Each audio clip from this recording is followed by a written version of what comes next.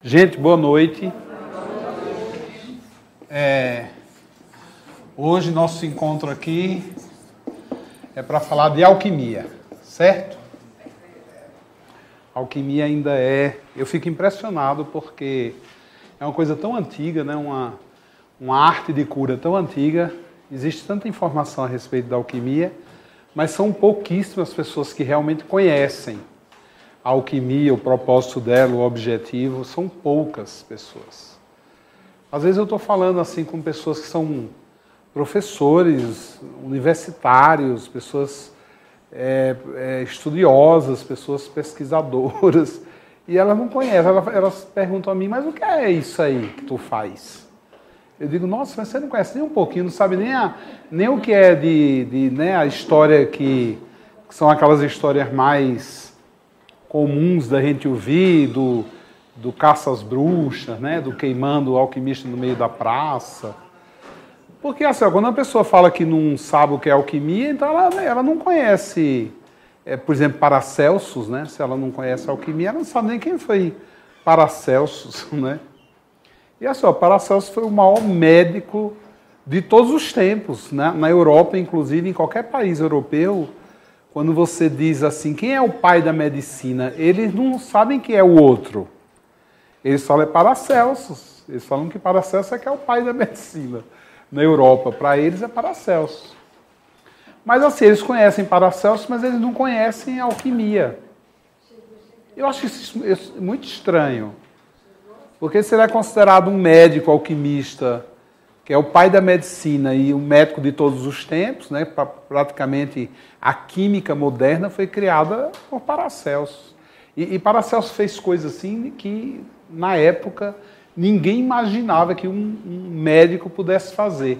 Porque na época de Paracelsus, por volta de 1550, o surto na Europa era de sífilis, doenças sexualmente transmissíveis. E a sífilis era a pior delas. Muita gente enlouqueceu na Europa nessa época por causa da sífilis. Mas o problema da sífilis não era em si por ser uma doença horrorosa, né? A sífilis ela começou a esterilizar os ricos, os reis, rainhas, os duques, os condes, aqueles que detinham o poder feudal. Né? Porque nessa época só existia duas classes, né? Eles e o resto. Né? Não existiam classes sociais. Ou a pessoa era nobre, ou ela não era nada. Então, se ela tivesse na nobreza, ótimo, né? Mas se ela não fosse nobre, então ela era um qualquer. Só que o problema é que com essa coisa né, eles não tinham um asseio, principalmente os europeus na época. Eles ficavam tendo muita relação, principalmente os franceses, né, que eram aqueles que eram mais promíscuos, né, eles começaram a contrair essas doenças e, por fim, eles não estavam conseguindo fazer herdeiros. Então, os ducatos, né, os reinados, eles começaram a reduzir a população deles. Eles começaram a se desesperarem, porque as crianças não estavam nascendo, porque ou as mulheres estavam estéreis pela contaminação, né, do sífilis, ou morriam mesmo, adoeciam, estavam morrendo muito jovens, né, porque eles ficavam muito doentes com a sífilis, e aí, enfim, tornou-se um problema naquela época de ordem europeia, que a gente podia chamar na época de ordem mundial, né? Porque praticamente o mundo estava muito restrito ali. Se concentrava 2/3 da população mundial, estava toda ali. E aí esse cara maluco desse Paracelsus falou, vou curar isso aí em 1 ano. E ele curou em 1 ano. O surto europeu de sífilis, o cara curou, inclusive criando a primeira homeopatia. Por isso que eu sempre digo assim, a gente tem que fazer justiça ao Paracelsus, porque foi ele que criou a homeopatia, não foi o mais novo, o alemão. Não foi ele que criou a homeopatia, foi o Paracelsus. O Paracelsus, sim, foi o primeiro cara que manipulou, que fez pegou mercúrios corrosivos, e dinamizou, diluiu, dinamizou, e com o mercúrio ele curou o surto na Europa ao longo de um ano. Foi espalhando o remédio a partir ali do núcleo dele, e em um ano já não tinha mais o surto de sífilis na Europa. O cara fazer uma coisa dessa assim é realmente uma coisa fantástica, né? É fazer uma coisa fantástica. Você vê, o Nicolas Flamel, 200 anos antes, o Nicolas Flamel, ele fez uma coisa que ninguém fez. Ninguém. Ele construiu hospital. Não existiam hospitais, não existiam clínicas, não existia um lugar onde as pessoas eram tratadas. Os alquimistas, eles iam em casa, então a pessoa ia lá na casa do alquimista, mas lá era a casa do alquimista, ele não podia ficar lá se tratando, porque era onde o alquimista morava, e mesmo assim tudo muito escondido, porque a igreja perseguia muito, né, os alquimistas, os curandeiros, somente as mulheres, né? Ao todo, acho que eles mataram oficialmente, documentalmente, né, foram mais de 6 milhões só de mulheres, sem contar os homens. Então a alquimia teve assim uma propaganda danada, né? Nem que seja assim pelo lado horroroso da história dela, e as pessoas não sabem, não conhecem a alquimia, não faz ideia do que é essa arte de cura, de como ela pensa, de como ela raciocina a respeito das doenças, dos sintomas, das nossas mazelas, né? Eu vou falar só algumas coisas, porque assim não dá para falar tudo, né?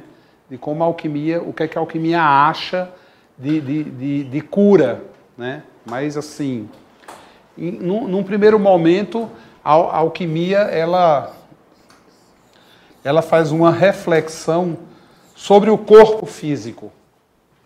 E ela considera que o corpo físico é fácil de curar. Já de cara ela já pensa assim, ó, existe uma coisa muito fácil de se curar, que é o corpo físico. Porque o corpo físico, ele já tem mecanismos próprios de lidar com toxina. Então, ele já tem os seus banheiros naturais. E para a alquimia, são 3 banheiros principais. Um que fica aqui por baixo, né, que são os intestinos. Um que fica aqui no centro, que é a circulação sanguínea, que também capta, limpa o corpo, tira a toxina do corpo e depois é purificado nos pulmões, nos rins. E aqui que ele está no corpo todo, mas como o movimento é sempre de subida, acaba aqui o sistema linfático. Também que é um outro banheiro que o corpo tem para resolver as questões em relação àquilo que invade, aquilo que vai tentar corromper essa estrutura. Então o corpo, assim, ó, tudo que ele vê ao longo de um dia que não faz bem a ele tenta tirar por aí. Ele tenta tirar através do sistema linfático, do circulatório e do intestinal. Ele fica tentando tirar por aí. Nessa relação de circulação com a parte superior, a gente ainda tem o sistema respiratório também, né, que vai fazendo a troca de carbono e oxigênio o tempo inteiro para manter o nosso sangue sempre bem oxigenado e para acelerar ainda mais essa limpeza. E aqui para baixo, né, nós temos ainda o sistema urinário, que também vai facilitar ainda mais a limpeza desse sangue, né? Vai retirar essa água suja, né, essa acidez corpórea e manter o corpo, pelo menos, num estado onde ele possa estar ok para manter o seu metabolismo em dia, em ordem. Então o corpo, para a alquimia, é fácil curar o corpo, porque o corpo ele já nasce com um sistema de defesa próprio, característico dele. Então para a alquimia, corpo não é muito problema, né? Hoje a gente tem um problema grave com o corpo, né? A gente vê cada dia mais as pessoas adoecerem e a medicina não tem uma resposta para o que hoje acomete o ser humano, principalmente esse que está no hospital, esse que é invadido por vírus, por fortes bactérias, e fica todo mundo doido aí porque não sabe mais nem o que fazer. Mas o corpo é dotado de instrumentos que ajudam muito essa limpeza constante, sem parar, eterna, e ele tem uma capacidade absurda de regeneração. Geralmente hoje, quando se fala do corpo, se discute muito a questão da doença. Então fica sempre se discutindo doença, a gente fica achando que o corpo da gente não vale mais nada. Mas o corpo ainda é uma máquina fantástica, capaz de só células sanguíneas vermelhas, em torno de 1 minuto, ele já recupera em torno de 1 bilhão a 2 bilhões de células vermelhas. Em 1 minuto, ele regenera nesse nível um corpo quando está ok. Então, só o ato de respirar algumas vezes por minuto, você já tira uma quantidade absurda de toxina. Se você fizer respiração durante 1 hora, respiração adequada, forte, uma respiração direcionada, você consegue tirar 70% da toxina do sangue que você acumulou durante 24 horas. Né? Mas assim, a gente não vê, não dá nem para respirar em São Paulo, né? Imagina a gente aqui tá fumando 1 cigarro por hora. Então não adianta você vir para São Paulo e dizer que não fuma. Se você passar ali no viaduto do chá, que foi onde fizeram a última medição, em uma hora você já fuma 1 cigarro. Mesmo que você não fume. Hoje no centro de São Paulo está assim. Então não dá para fazer respiração lá, né? Nós, às vezes, eu fico vendo na 23 de maio o cara correndo com aquele trânsito absurdo ali, ele não tá fazendo exercício, ele está se matando mais rapidamente, né? Mas você vê, o corpo é fantástico, e o corpo, ele ainda tem uma questão muito interessante, ele sempre pensa em evoluir, o corpo nunca pensa em evoluir. É tanto que às vezes eu digo assim, as pessoas dizem, não vamos se vacinar, eu digo, meu, não se vacina. É melhor você pegar a gripe, você corre menos risco. Você corre menos risco. Né? Agora, se você quiser, assim, se você achar que isso não é legal, então você se vacina. Aí é uma escolha muito pessoal. Não é? Eu, pelo menos, assim, eu não vou me vacinar na gripe. Primeiro porque, se você for contabilizar o estrago que fez a vacina da gripe, assim, ó, é notório. Não precisa entender né? Não precisa entender muito da história da vacina, você vai ver estrago. E outra coisa, quando começou a se vacinar, as gripes começaram a piorar. Então começou a se vacinar e vem uma gripe pior. Aí inventa uma vacina para aquilo, aí vem uma pior mais ainda. E outra coisa, os vírus, eles começam a mudar, a fazerem mutações muito agressivas e violentas. O importante é assim, é comer bem, se alimentar bem, tomar própolis, é uma coisa legal. Uma coisa muito legal para essa fase agora nossa aí do HN1 é própolis e alho. E alho. Minha irmã estava lá, teve chikungunya, passou 1 mês lá, chorava de manhã, tarde, de noite, não conseguiu trabalhar, porque tudo doía nela. Eu falei, Fifi, minha irmã. Eu falei, Fifi, olha, você tem alho em casa? Ela falou, tem. Eu falei, então você fatia o alho, põe na água, em 5 dentinhos de alho. Fifi, toma essa aguinha, por gentileza.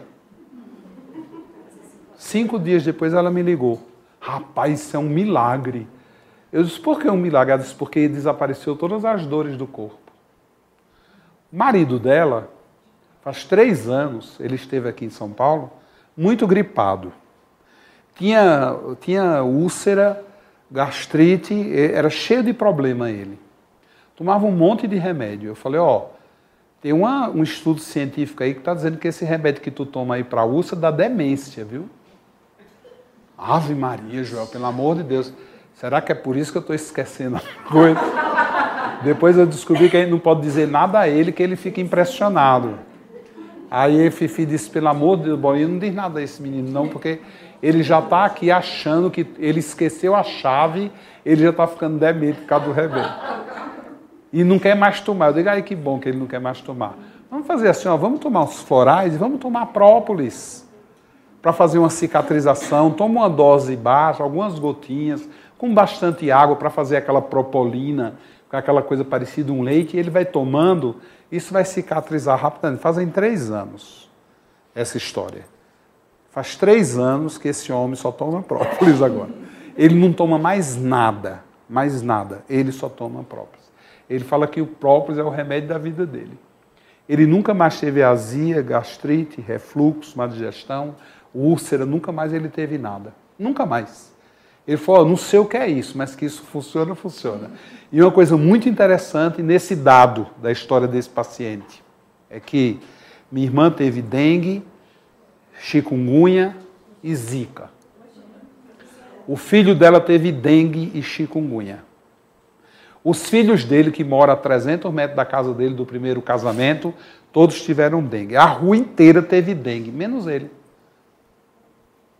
Em 3 anos, dentro de um foco, lá na cidade do Recife, no meio de um bairro, que todo mundo teve dengue, ele foi a única pessoa que não teve.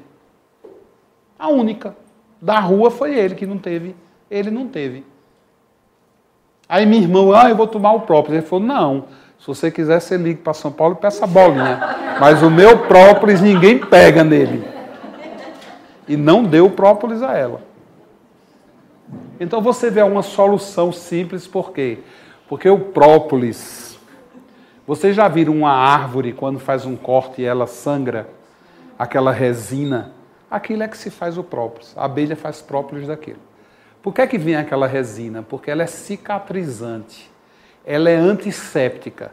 Nenhum bicho, nenhum vírus, nenhuma bactéria, nenhum fungo vai penetrar naquela fenda, porque se tentar, morre.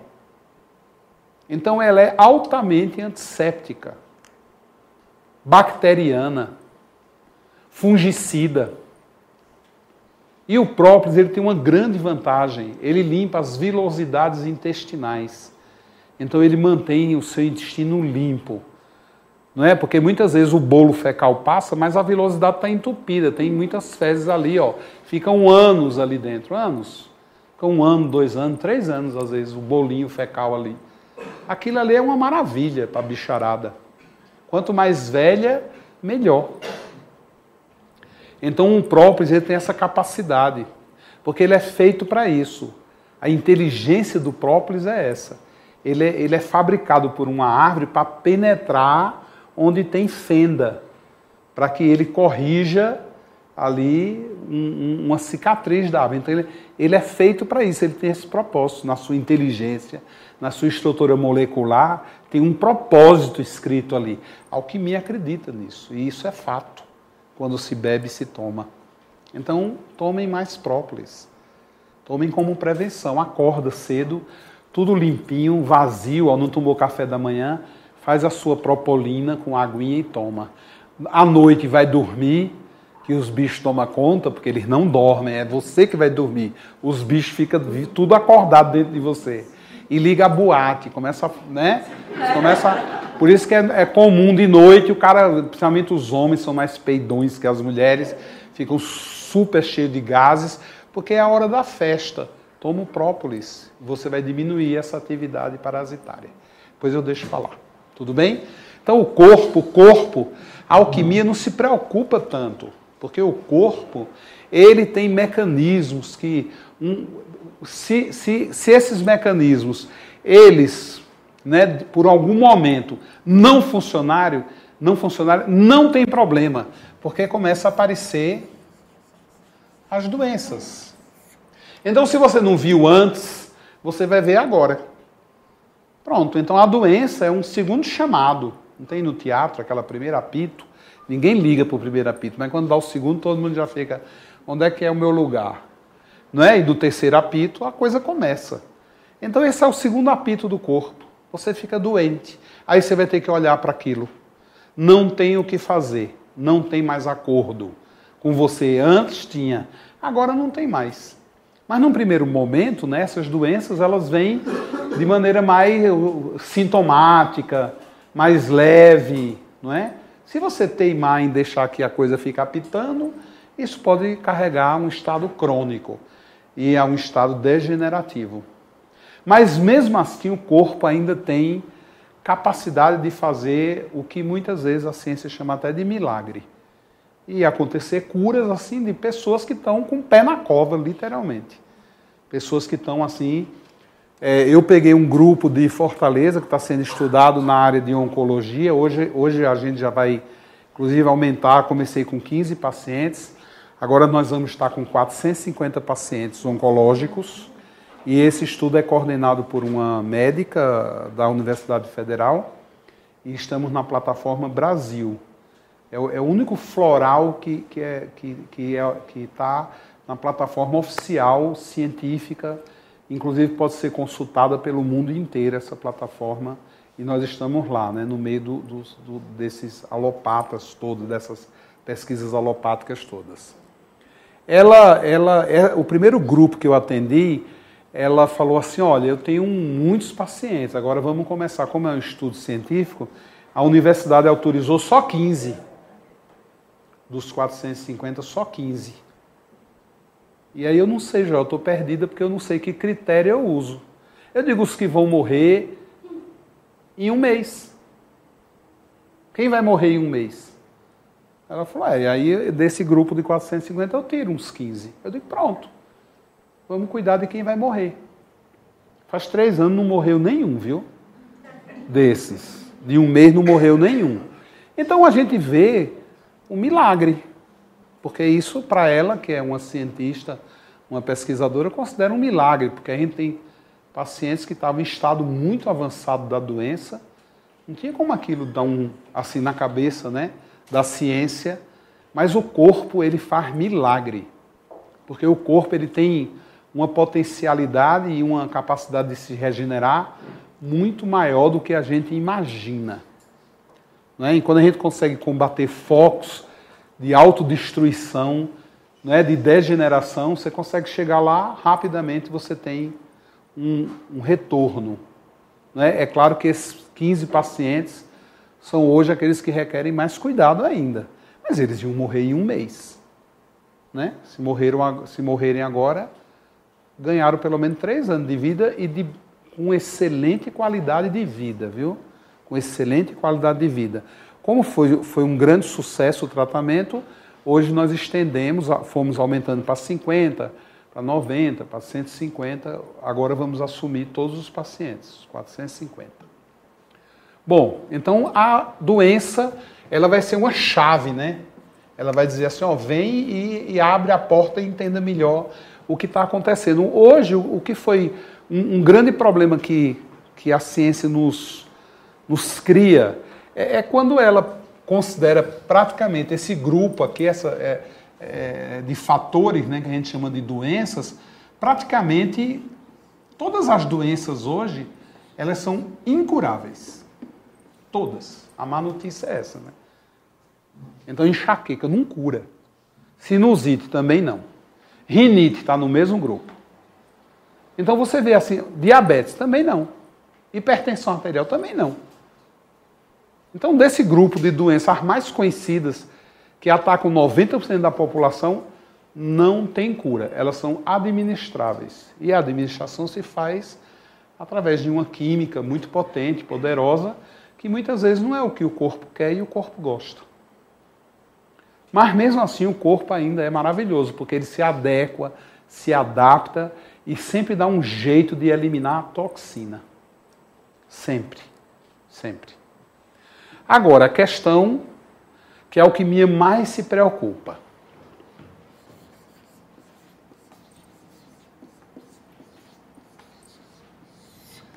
É a questão com um morador.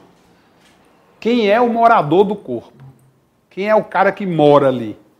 Quem é o cara que usa o corpo? Então a alquimia olha muito mais para esse universo. Então o corpo é preocupante, mas a alquimia vê assim. Não, eu tenho que gerenciar o corpo. Mas esse aí dá muito mais trabalho. Porque esse é o morador. Esse é o dono do corpo. E o morador, a alquimia acredita que ele seja energia, que ele seja espírito,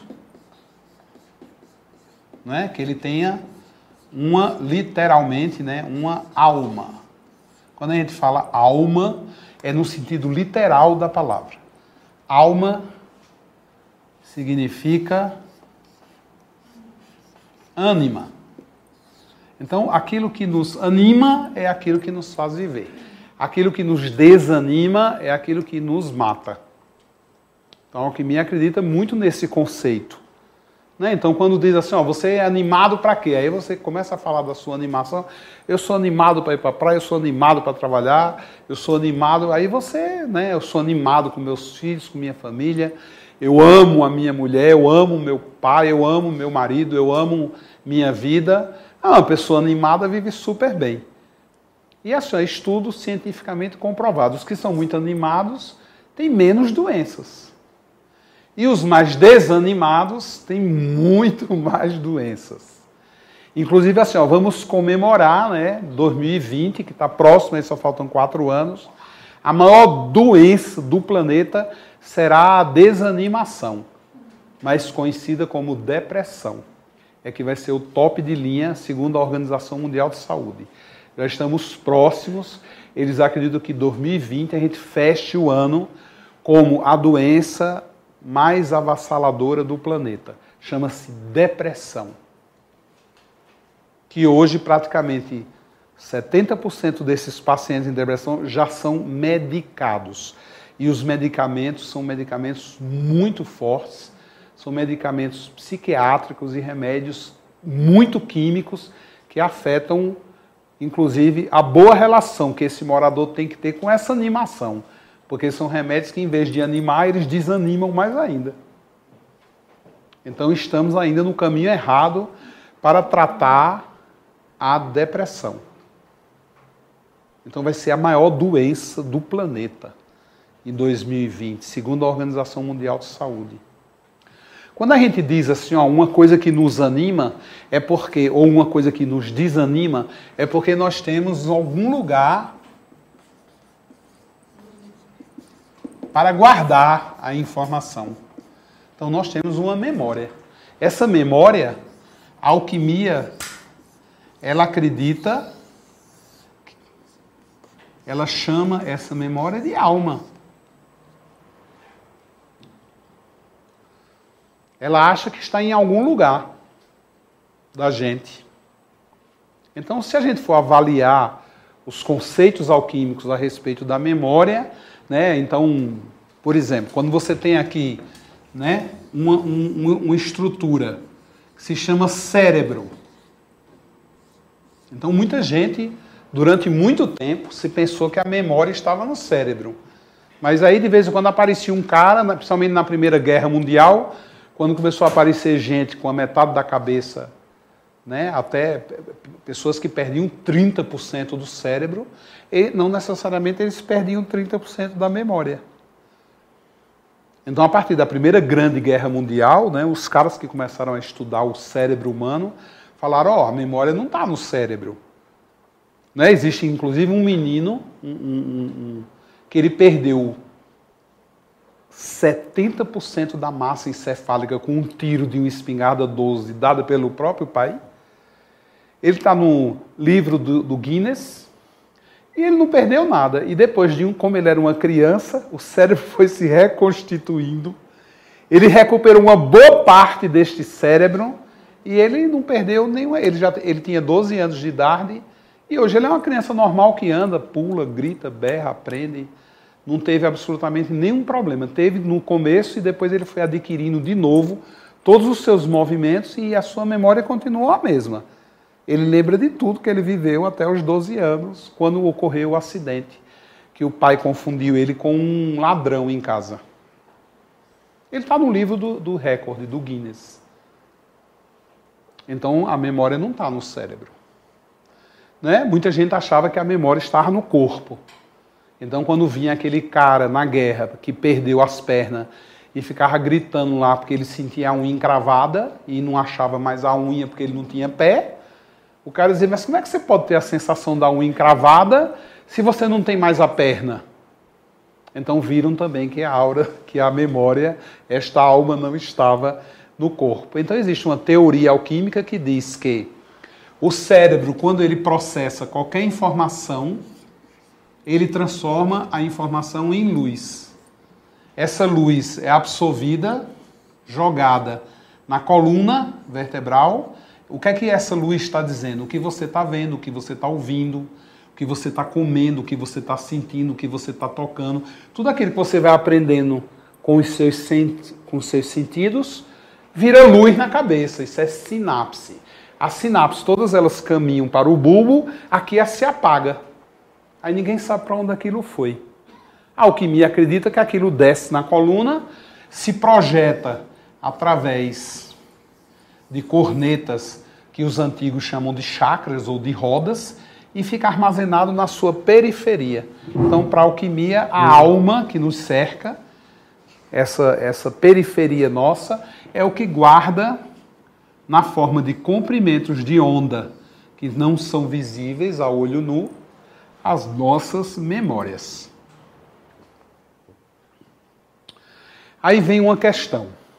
O corpo é fácil, quando você come em 24 horas, me perdoe a expressão da palavra, você caga. Você bebe, até 1 hora, você mija. Não é? Se você não faz cocô, você vomita, você transpira, por algum lugar a toxina sai. E na alma, como é que sai a toxina? Como a toxina sai da alma? Como sai, por exemplo, imaginem aí uma pessoa que vocês não gostam. Não precisa ser tanto assim, pode ser não. Mas lembra aí uma pessoa que você não gosta. Lembre-se agora, nesse momento, faz essa meditação aí, ó, com o olhinho fechado. Todo mundo com o olhinho fechado. Faz uma meditação aí rapidamente de uma pessoa que você, além de não gostar, quando ela chega perto de você, você não se sente bem. Tem? Tem? Você vê, essa pessoa ela consegue alterar o seu metabolismo. Ela não tem nada a ver com o teu metabolismo, mas ele se altera. Tem gente que passa mal, né? Quando vai chegando a criatura. Começa a passar mal. Né? Tem gente que foge dela. A gente diz, foge do diabo, né? Foge da cruz, né? Não tem essas histórias aí. Por quê?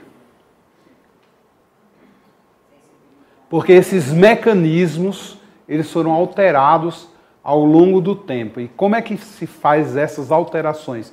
Através de outros programas que se colocam na sua memória. Por exemplo, você não pode mandar ninguém para a puta que o pariu. Somente se você for mulher. Não, pelo amor de Deus, isso é coisa de homem. Isso não é coisa de mulher. Isso é um mecanismo que se cria. Você não pode ser mal educado. Né? Então hoje você procura fazer sempre aqueles acordos assim, né? Mesmo que você esteja com vontade de morder, né? De mandar o cara pra puta que o pariu, mandar ele se ferrar, quando ele der as costas, você tem vontade de esfaquear ele, mas você não faz por quê? Porque outros programas foram inseridos na sua alma, na sua memória. E esses programas, eles vêm da família, vêm do pai, vêm da mãe. Você imagina você criança, lá no seu berço, inocente, não dormindo, atrapalhando a transa do teu pai e da tua mãe. Aí sua mãe vem pôr você para dormir. Aí ela canta assim: Nana, nenê, que a cuca vem pegar. Que horror, não? Isso não é uma mãe, isso é uma assassina. Aquilo vai para onde? Para a memória. E aí você começa a fazer o quê? Não tem como correr, não tem como sair do berço, não tem como gritar, porque é tua mãe que está o quê? Ela está fazendo uma declaração. Ela está instituindo informação. E aí você faz assim, ó, inventa um lugar no cérebro que você desliga assim, ó, e dorme. Porque mesmo que a cuca venha, você está dormindo. Né? Quando ela não canta essa, ela canta aquela assim. Bom boi, boi, boi da cara preta. Olha que coisa horrível. Pega essa criança que tem medo de careta. Pronto, a partir daí, qualquer careta que você for ver, você vai associar com quem? Isso vai para onde? Para a alma. Vocês acham que isso anima ou desanima uma criatura? Não é?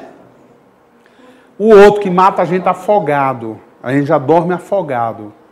É aquela que diz assim: se eu fosse um peixinho. Se eu fosse. Eu não sou. A mãe fala para mim: se eu fosse um peixinho e soubesse nadar. Então ela nem é peixe, nem sabe nadar. Eu ia te buscar no fundo do mar, então eu já me afoguei. Não é? Eu estou afogado. Já nem respiro. Falta oxigênio no cérebro, eu vou dormir. E chamam a criatura de mãe. Por quê? Porque ela já foi criada assim. Ela está cantando uma música que cantaram para ela. Então o que é que uma sociedade faz? Ela cria mecanismos para neutralizar essa alma e tirar o poder que essa alma tem que ter, como tem o corpo. Entrou, saiu. Na hora que o corpo vê que entrou a toxina, o que é que o corpo faz? Ele caga ou vomita a toxina. Então o que é que uma sociedade cria? Cria maneiras de neutralizar esse poder que a alma tem. De usar o corpo também para fazer isso, tirar de dentro dele as suas toxinas. E assim vão se acumulando aqui as informações que nos desanimam. Isso você pode, isso não. Não, na nossa família não é assim, meu querido. Na nossa família é diferente. Se quiser transar, tem que casar. Na nossa família, você está grávida, você vai embora. Eu vi várias tias sendo expulsas de casa como puta, rapariga. Eu vi com meus olhos isso, quando era criança. Minha tia sendo expulsa da minha casa, da nossa casa, era a nossa casa, e o povo chamando elas de puta, de rapariga, de mulher da vida, porque uma menina de 14 anos. Ela tinha 14 anos. Eu vi. Sou testemunha. Para a alquimia isso preocupa mais. Porque para a alquimia é aquilo que está na alma. E deixa de ser o objetivo da alma, que é animar. Animar por trás da ânima existe o quê? Uma coisa chamada evolução. E por trás da desanimação existe uma outra coisa que é chamada o quê? Doença. Então as doenças corpóreas são facilmente tratadas. Quando você toma uma coisa que te faz mal, come uma coisa que te faz mal, quando você se intoxica porque você está num ambiente carregado por algum motivo. Você fez contato lá com um parasita que te prejudicou, isso vai ser tratado e rapidamente melhora, porque o corpo ajuda. Agora, e a doença da alma? E aquilo que está no ser, no interior, e o boi da cara preta? Como é que a gente cura? Eu atendo pessoas de 50 anos, 60 anos que não dormem no escuro. Tem 60 anos de idade. E não dorme no escuro. Tem que ter alguma coisa acesa. Porque ele não consegue ficar na escuridão. E essa alma, ela vai vestindo o quê? Roupas. Ela vai vestindo identidades. Ela vai sendo programada. E esses programas, eles começam a se tornar crenças. Quando ele se torna uma crença, é na mesma proporção de dizer que o corpo está com uma doença. Aí já está nesse nível, no segundo apito. No primeiro ainda dá para fazer uma terapia legal. O cara consegue, através de uma repetição, de uma conversa, dizer assim, ó, olhe por este ângulo, olhe por outro, aprofunde o assunto, perdoe ele. Ó, ele já morreu, você não tem mais o que fazer com isso, então vamos fazer um exercício de perdão. Aí você consegue mudar, transformar. Mas quando é uma crença, aí já fica mais difícil. É como dizer a você assim, ó, por que você acredita em Deus? Por que você acha que Jesus é filho dele? Por que você acha que Jesus, no terceiro dia, ele ressuscitou? Você acha que Maria não transou para ter ele? Aí você entra nessa área, que é a área da crença. Você não quer nem tocar mais nesse assunto. Esquece isso aí. Já estamos entrando num ambiente religioso. Essas crenças, elas não podem ser mexidas, remodeladas, até porque existe uma grande instituição por trás dela, dizendo assim, ó, se você disser que não é assim, eu mato você, levo você para o tronco, mando assassinato e queimo em praça pública. Quando chega na crença,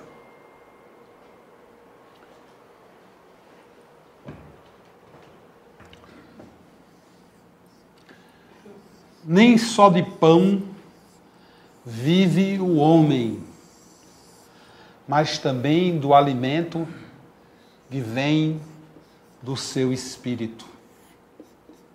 E a qualidade desse alimento, como está? Como anda a qualidade desse alimento?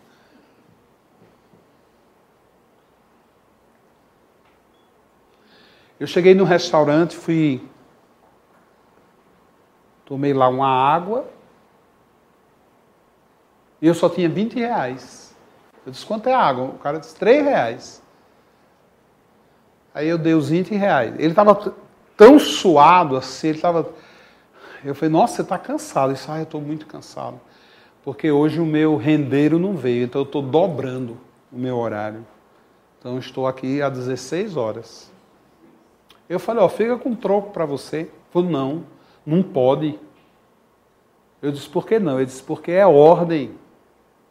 A gente não pode pegar gorjeta aqui no caixa. Não, eu vou ter que lhe dar o troco. Eu digo, e se eu não quiser o troco? Não, o senhor tem que querer. Eu digo, mas e se eu não quiser? Não, o senhor tem que pegar, pelo amor de Deus, o senhor tem que pegar.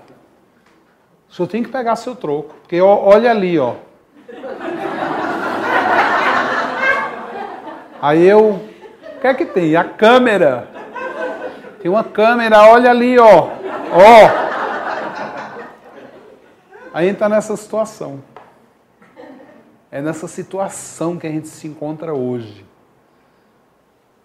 Quando a gente se acha que está livre, está sendo vigiado. Por quem? Por uma quantidade absurda de informações e de programas que estão formatando o nosso dia a dia. Então, existe remédio para isso? Existe química para isso? Só tem um remédio, é você conseguir fabricar coisas vivas. Porque tudo isso aqui, ó, são ondas. E essas ondas, elas vão para fora quando você emite numa determinada frequência. Então você está lá irritado, nervoso, aí você entra na loja, apressado, não tem ninguém para te atender.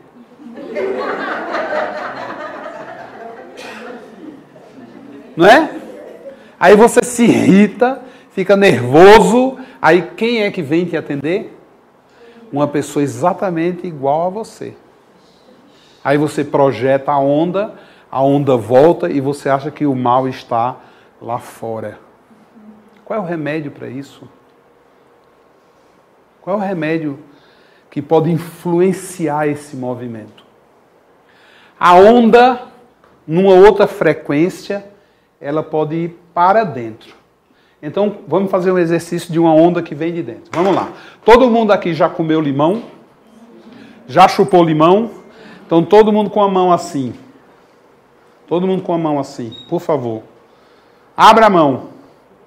Eu vou colocar agora aí na sua mão um limão galego.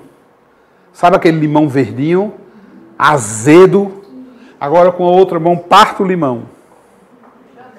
Você tem 2 bandas de limão na sua mão. Pega uma. E espreme aí na tua boca. Espreme. E aí? Qual é a sensação? Você já está produzindo muita ptialina, saliva. Olha a careta que você está fazendo do limão. O teu corpo já mexeu aí, ó, 76 músculos para sentir o azedume do limão. E o limão nem existe, tá vendo? Mas ele existe dentro de você. Então, quando a onda vem lá do cérebro, vem da memória, o que é que ela faz?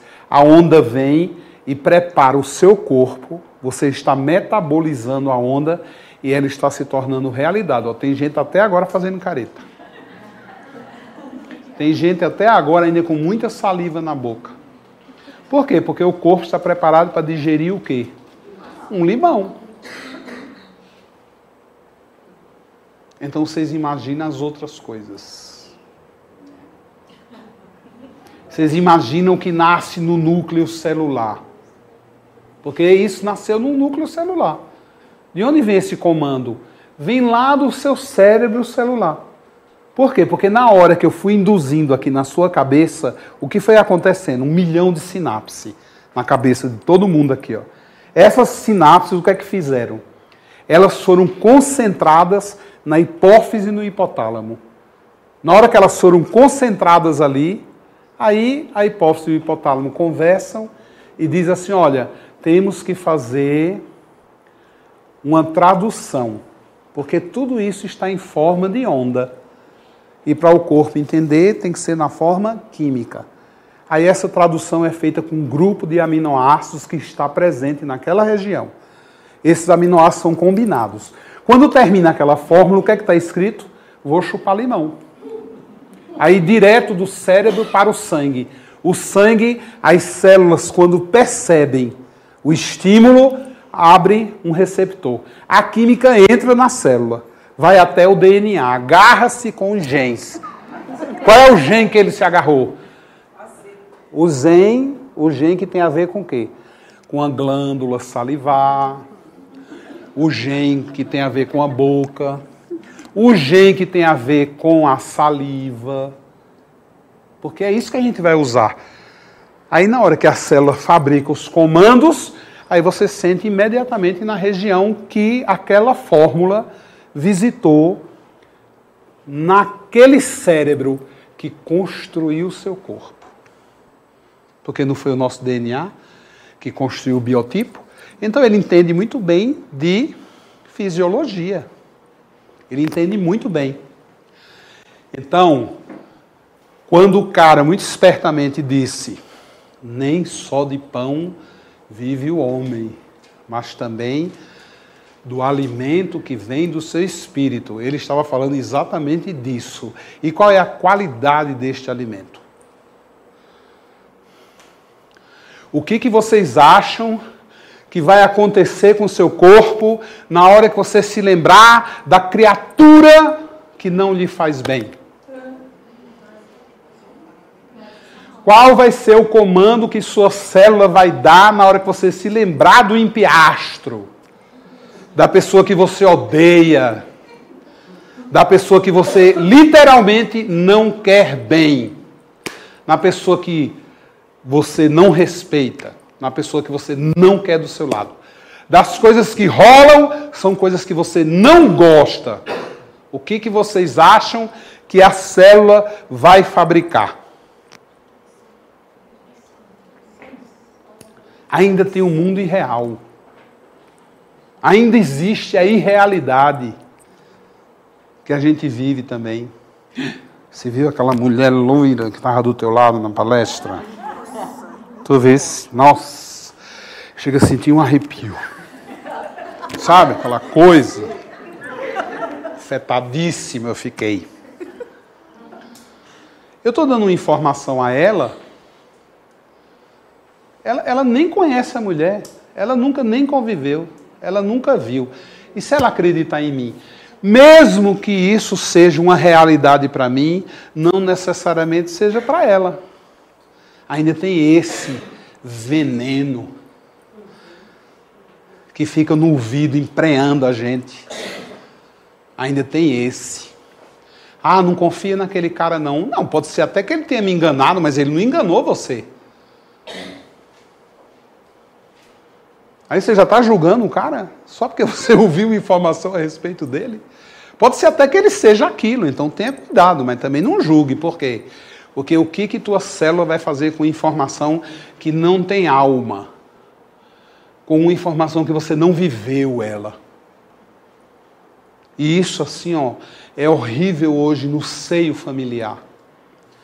Em outras palavras, a gente conhece isso como fofoca. Que é uma palavra que se recusa a mudar. Ela continua sendo a mesma de 1000 anos atrás. Fofoca. Coisa horrível, informações que não têm alma. O cérebro processa, produz sinapse, porque você está criando na sua cabeça a informação. A química é feita no hipotálamo e na hipófise, só que é uma química caótica, porque ela não se baseia na verdade de um fato. Ela se baseia na ilusão.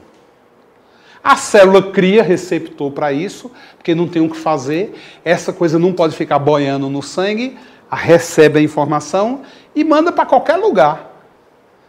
E dali nasce qualquer coisa. Qualquer comando vai nascer dali. Baseado em quê?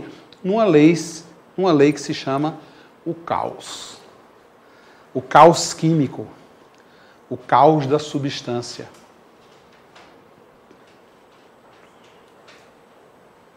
E o cérebro e o corpo são craques, né? Você está lá num canto, vem uma pessoa aqui atrás, amigo seu, encosta o dedo e faz assim, não olhe para trás.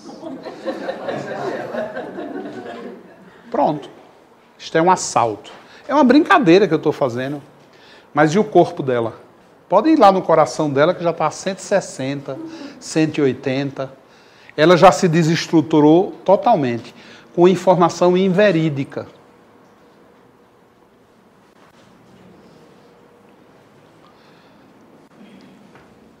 Alma tem que ser remédio vivo.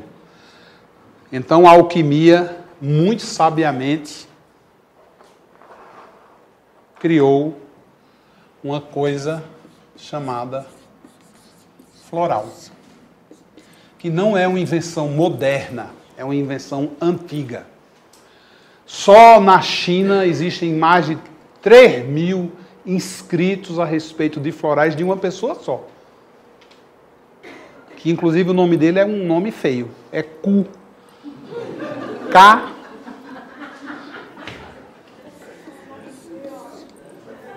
Ku. O imperador Ku. Só ele, que era um estudioso, um alquimista chinês, 3.000 anos antes de Cristo, essa dinastia, que é uma dinastia, fazia estudos com ervas, com flores, com raízes. Tem mais de 3.000 escritos só de flores, de coisas naturais, de remédios vivos. Porque era só assim que a alquimia pensava. Eu tenho que construir uma coisa viva para você. Por quê? Tem que ser uma coisa que emita não só química, mas emita onda. Então estou eu lá, você vê uma coisa pronta. É o que você vê lá na minha estante. Você está vendo uma coisa pronta. Mas, num dia de lua, numa noite, eu vou lá nas minhas mandalas, capto as flores, trago elas para cá. Essas flores, nessa noite de lua, por quê? Porque na lua cheia, a essência, a energia da planta, a alma dela, está toda na copa. Então eu tenho que aproveitar. Por isso que eu manipulo na lua cheia. Aí eu venho aqui com essa flor. O que é a flor? A flor é literalmente quando a planta está grávida. Quando a planta diz assim, agora eu posso florir. Por que eu vou florir? porque o ambiente é propício para que eu me perpetue. Então ali existe uma força gigante de regeneração, de próxima geração. De todas as potências do passado são aprimoradas e lançadas para o futuro da semente. E a flor traduz muito bem esse momento.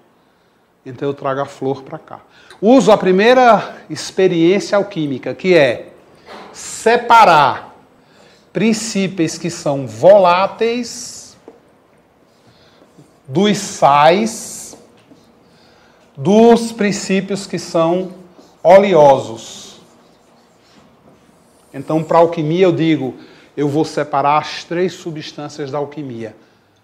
Tudo aquilo que é considerado vivo sobre a face da terra, reino vegetal, animal, humano, é feito só de 3 coisas. Só. Próton, nêutron e elétron.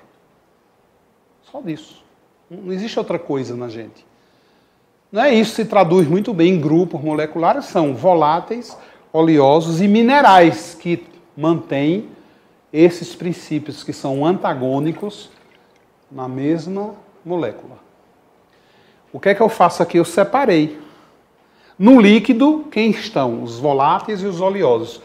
E aqui no bagaço, os sais. Toda vez que se preparam florais, dependendo da planta, da estrutura, dentro do líquido, tem cristais. Cristais vivos, puros. Por quê? Porque o que é que eu vou fazer? Olha, por mais que a gente seja espiritualista, disser que a gente vai morrer, a gente morre de medo. Não é? Eu não conheço ninguém que diga, o mundo é melhor do lado de lá, mas não quer morrer. Então os cristais, eles têm e vibram uma frequência tão alta que se você colocar, por exemplo, o cristal em cima de computadores, ele pode alterar a memória. Então isso emite uma frequência, isso aqui está vivo. Então eu uso os cristais para quê? Para na hora da separação, que dura 28 dias, o ciclo lunar, não se tenha traumas.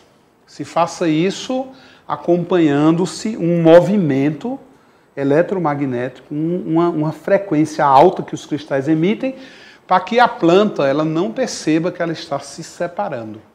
Por isso que os cristais estão aqui. Depois que essa separação é feita, eu pego esse bagaço.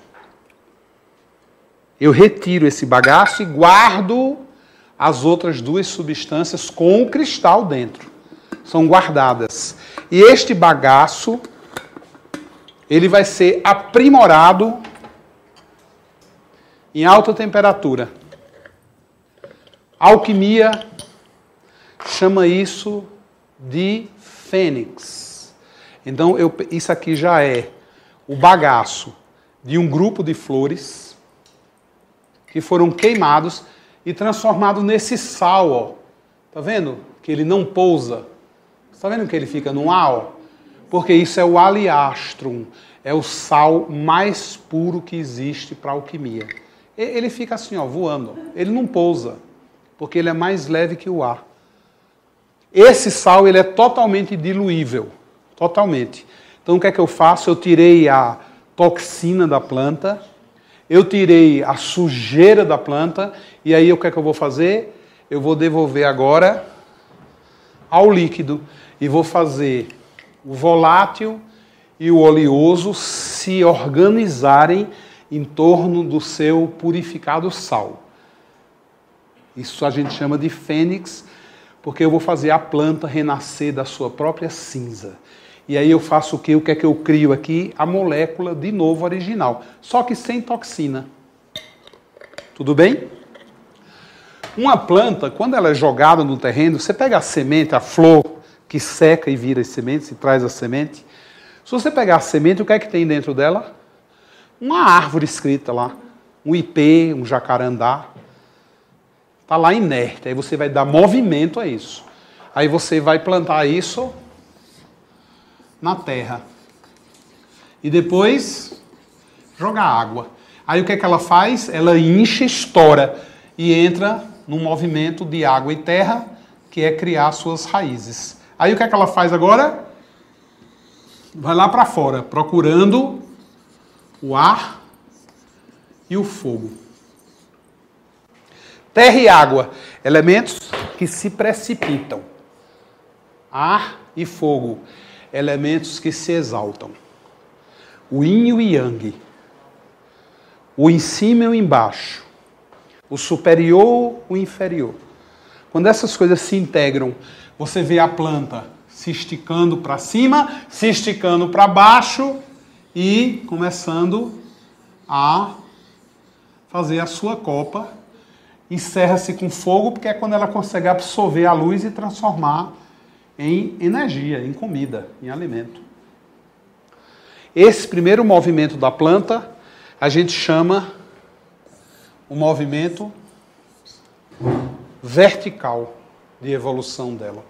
Aí chega um cabo e faz xixi nela. Aí chega um passarinho e pousa. Aí ela começa a perceber que aquele terreno é meio movediço. Então a planta não pode mais pensar só que existe na vida dela fogo, terra, ar e água. Tem que começar a pensar em quê? Num bêbado mijão. Numa vaca pesada que pesa 400 quilos se coçando nela, ela vai ter que amanhecer mais grossa amanhã, senão ela não sobrevive naquele terreno, naquele pasto. Então ela começa a se preocupar com o eixo horizontal, onde ela vai aprender sobre o seu ecossistema. Onde ela vai adquirir identidade. E se depois de um tempo, esse aprendizado dela se fixar, esses eixos se encontrarem, fizer essa vórtice no seu centro, ela adquire o quê? Uma alma, uma inteligência, uma capacidade, onde ela vai dizer a ela mesma, aqui eu consigo sobreviver, mesmo com essa vaca, mesmo com esse mijão, mesmo com esse terreno aqui arenoso, mas eu engrossei minha raiz, eu aprofundei ela. E não achei água, mas tem um rio aqui a 8 quilômetros, eu vou atrás. As raízes andam até 8 quilômetros atrás de água. Ah, tem um bicho aqui que não é bem um bicho do país que a minha avó morava. Mas tem um bicho aqui que gosta de carne. Eu vou fazer minha flor ficar fedorenta, com cheiro de carne podre. Ele vem aqui achando que ele está comendo carne. Na realidade, ele vai polinizar o ambiente para mim. Eu consigo sobreviver aqui. Quando ela fecha em torno dela esse centro e essa consciência reprodutiva e regeneradora, aí você tem a flor, que são andrógenas. Não existe flor macho e flor fêmea. As flores são andrógenas. Mas existe uma condição momentânea, onde ela diz, a natureza, eu quero ser macho. A outra diz, eu quero ser fêmea. Elas trocam a informação no mesmo terreno. Antes dela trocar essa informação e decidir pela sua sexualidade, aí é quando eu pego ela. A flor tem que estar andrógena para se fazer floral. Ela tem que ter uma identidade masculina e feminina porque ela é mais completa, mais complexa. Quando eu faço este floral, o que vai ocorrer com a criatura humana quando ele toma o líquido vivo? Eu estou aqui atendendo a criatura. A criatura já começa a fazer um levantamento daquilo que anima ou desanima. Geralmente o nosso paciente é um desanimado, não é um animado.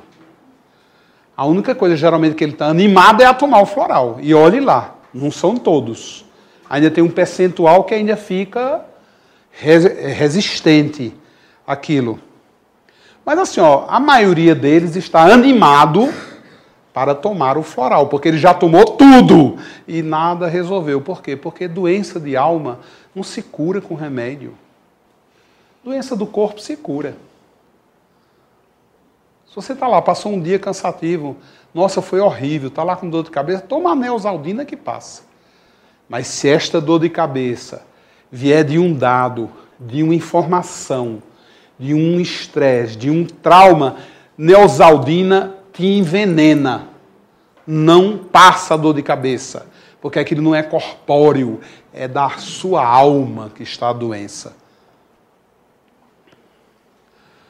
O que é que a flor vai fazer na toma sucessiva? Primeiro que a gente já abre chaves. Quem é você? Teu pai, tua mãe, teus filhos, solteiro. Como é que você vive? Trabalha. Está estressado? Não está. Me conta um pouco. Ó, você já está abrindo as substâncias na pessoa. Você já está conhecendo o lado volátil, o lado oleoso, o sal. Do mesmo jeito que eu estou fazendo um floral, eu estou fazendo também um floral com ela. Eu estou abrindo ela. Eu estou pegando informação. Isso deixa a pessoa mais suscetível. Porque ela está vendo que eu não estou preocupado com a úlcera dela. Eu estou preocupado com o nervosismo dela. E mais ainda, o porquê ela faz aquilo com ela. Porque assim, se existe algum culpado... Aqui, ó, está o culpado. E a alquimia procura focar. Colocar um espelho na frente do cara. Para o cara não achar que o mal da humanidade é tudo menos ele. No momento que o floral nasce aqui, ele vai procurar o quê? Os elementos. A circulação. A aura. A memória, as memórias. As ondas. E depois vai fechar para adquirir uma identidade dentro da pessoa. Ele vai ocupar um espaço aqui. Esse espaço possivelmente estava o quê? Caótico. Estava com um monte de informação ali que a alma considerava lixo, porque não eram informações que animam. Muito pelo contrário, são informações que desanimam. No momento que o floral começa a fazer isso, ele começa a transportar informação.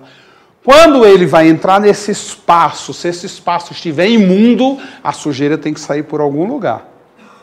E as imundícies são feitas de que maneira? Vai lá, ó, você é uma mulher que você não presta para nada, minha filha. Não sei nem por que você nasceu nessa barriga. Eu não entendo esse universo. De ter uma filha assim como você. Eu tenho um paciente que conta isso assim, ó. A maioria dos pacientes contam coisas absurdas a respeito da experiência dele. Esse foi o primeiro trauma. Isso foi a primeira vez que eu te falei isso. Esse é o trauma. É isso que o floral vai buscar. É a cápsula. Agora, se eu te disse isso uma semana depois que eu fiquei com raiva de você, já não é mais o trauma. Isto é a merda. O cocô. As fezes que melam um trauma. Mas não são um trauma. Aí vem a sua irmã mais velha. Tá vendo? Mamãe tem razão. Tu não vale nada, tu não presta para nada. Viesse ocupar esse lugar sem sentido. E isso, não, o trauma já foi feito. Isso é mais fezes, ó. Então, quando esta flor nasce aqui, ela nasce num ambiente pútrido, sujo, às vezes imundo, porque as histórias são fortes na vida das pessoas. As pessoas passam por cada uma, eu fico ouvindo assim, ó, eu fico impressionado. Impressionado. De desse eu atendi um rapaz que a mãe dele falou assim, você foi a pior coisa que aconteceu na minha vida. E ele desmontou, por quê? Porque a mãe era a deusa da vida dele. Ele tinha problema com a namorada, porque entrava no shopping, eu vou comprar uma joia para minha mãe. Ele nunca comprou nada, 3 anos namorou com a menina, nunca comprou uma meia para ela. Mas toda vez que saía, ia para um restaurante, ele dizia assim, eu acho que eu vou levar alguma coisa para minha mãe comer. E aí brigou com a mãe olhou para ele e disse, você foi a pior coisa que aconteceu na minha vida. Eu faço o maior esforço para amar você, mas eu não consigo. Eu amo os teus irmãos, mas você não. A gente deve ter algum karma. Isso é um trauma. E ainda bem que ele veio logo para mim. Que não deu tempo o quê? Criar fezes em cima do trauma. A atuação é mais rápida do floral. Mas se tem muitas fezes, aí a gente vai fazer asepsia, limpar a área para chegar na cápsula. E a cápsula vai virar isso aqui, ó. Porque ali existe um caos. E este caos precisa ser reorganizado para que a pessoa precisa ter compreensão do fato, ter consciência do aspecto, porque é somente a consciência do aspecto que se traduz literalmente em cura. Não é? Quando aquele cabra muito inteligente diz, conhece a verdade e ela vai te libertar, é disso que ele está falando. É essa verdade que ele está falando. Conhece essa verdade aqui, conhece esse trauma, conhece essa cápsula, entende o que é que rola no entorno dessa informação. Lida com isso de uma maneira que isso se transforme em alma, em ânima, que isso te anime para a vida.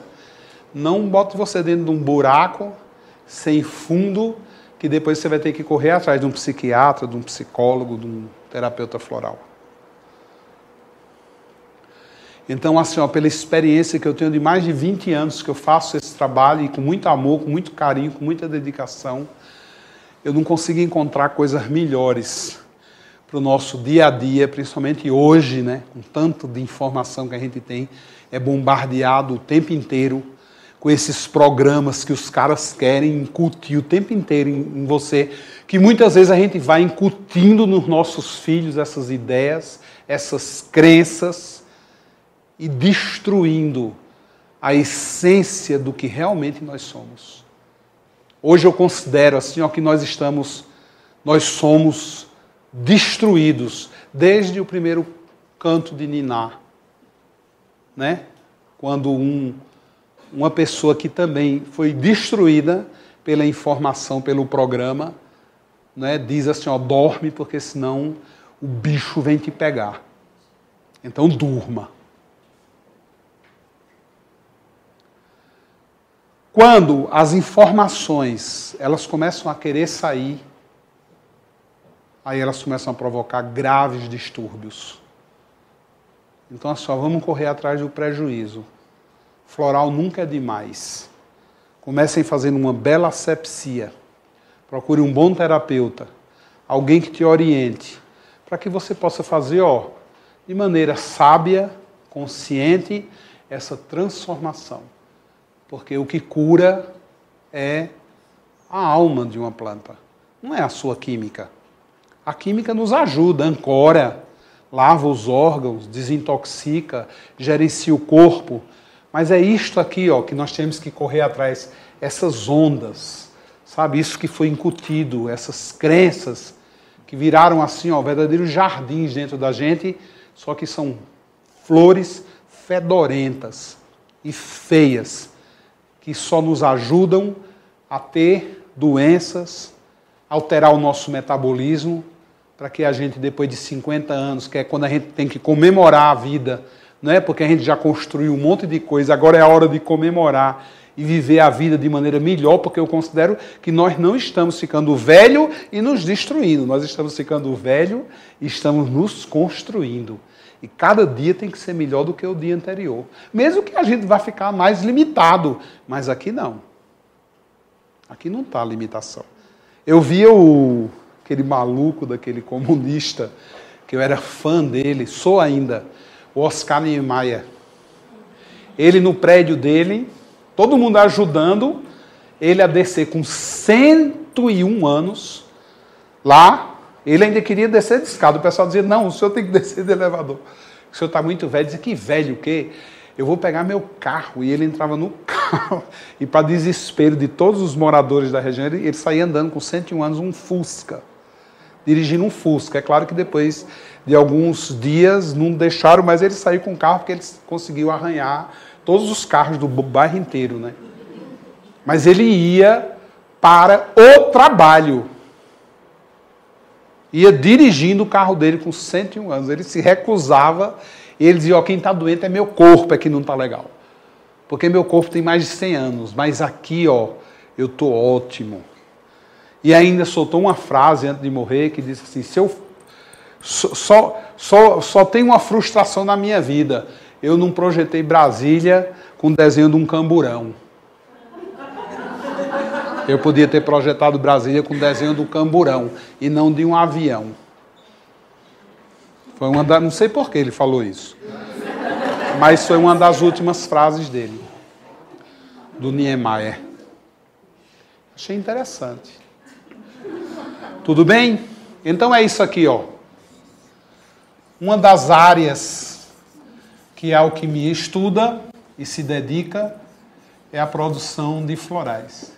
Esses florais, eles têm uma variação muito grande, porque eu posso fazer milhares de misturas, eu posso usar pedras preciosas, eu posso usar metais preciosos para enriquecer as fórmulas, eu posso usar sons para misturar coisas que não são fáceis de se misturar em laboratório, eu posso usar toda essa tecnologia e essa capacidade, né, de traduzir esses tratados antigos, esses postulados alquímicos, para a gente fazer e construir remédios que atinjam a essência do ser, a alma do ser, para que ali se faça a real revolução.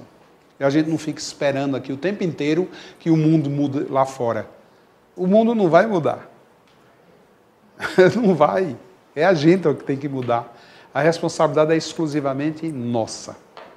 Ok? Uma vez eu fui dar uma palestra na Universidade de Bolonha. Fazia parte lá do treinamento dos médicos, né? E no fim o assunto era alquimia e todo o corpo docente foi para a palestra. Eu fiquei tremendo de medo, né? Porque imagina, eram 200 alunos de medicina, das mais várias áreas diferentes, e atrás estavam os médicos, os professores deles, né? Então tinha o quê? Umas 250 pessoas na sala. E aí eu parei de falar, porque eu não aguentava mais falar, e aí eu dei espaço para a pergunta. Olha, se arrependimento matasse... Porque eles são muito, né, cognitivos, eles querem entender as minúcias. E assim, ó, tem uma dificuldade, o europeu ele tem uma dificuldade absurda de entender algumas coisas, porque eles têm umas crenças assim que são... Mas assim, só para eu dar uma ideia, um professor da área, inclusive, de especialização em homeopatia, ele levantou a mão e ele falou assim: eu gostaria que você esclarecesse uma questão que eu fiquei na dúvida. Eu falei, pois não, homeopatia. Ele falou, eu não entendi por que é que você assim conceituou em dizer que... Por que é que o fogo é quente, a água é úmida, o ar é frio e a terra é seca?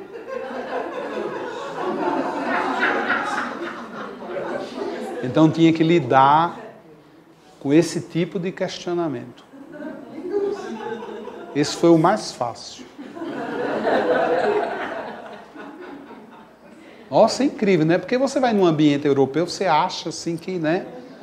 Como os americanos. Eu achei também que, nossa, eu fui palestrar para os americanos, eram 47 médicos americanos. Médicos. Né? Eu não sou médico, mas assim, eles não... tanto que era tanta confusão na sala, porque às vezes o cara que estudava o coração, ele não entendia nada de sistema linfático. Eles ficavam brigando na sala, discutindo na sala, porque o cara que fazia uma especialização não entendia o que o outro estava falando. Então eles ficavam se explicando. Eu fiquei impressionado com isso. Porque lá eles aprendem essa especialização, é só aquilo. Quando ele faz a opção por se especializar, ele só fica ali, ó, naquilo ali. É incrível, até virar uma crença mesmo dentro dele. Vamos organizar as perguntas da frente aqui, ó, lá para trás, tá certo? Ok? Então vamos organizar por fila, tá? Vocês têm alguma pergunta? Vocês aqui? Aqui atrás... Na terceira fila. Pronto, por favor. Meu nome é Lucinéia.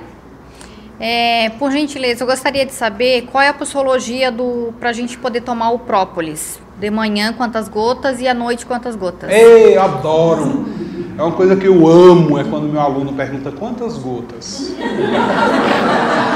Básico. Isso é uma pergunta difícil de responder, porque própolis no mercado, ele tem várias... Eu comprei aqui. Não, você comprou o preto, o mais forte, é que 5 gotas é o suficiente.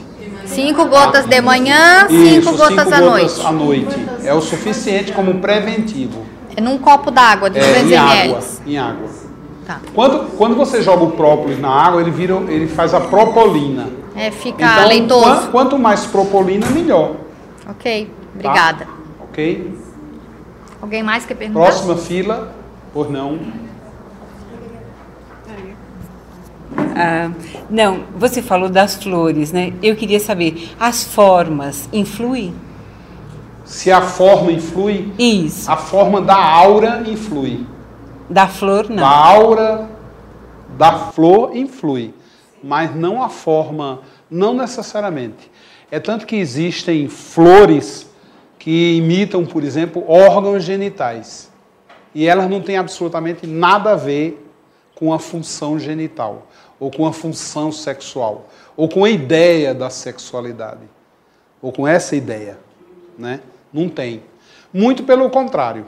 Por exemplo, agora, ultimamente eu fiz uma experiência com uma mulher, há uns 5 anos atrás, eu comecei a fazer esse estudo, com a flor da espada de São Jorge. E ela achava, porque é uma flor que é usada no terreiro, por exemplo, na Umbanda, no Candomblé, até quando chega alguns espíritos, eles fazem com que a pessoa...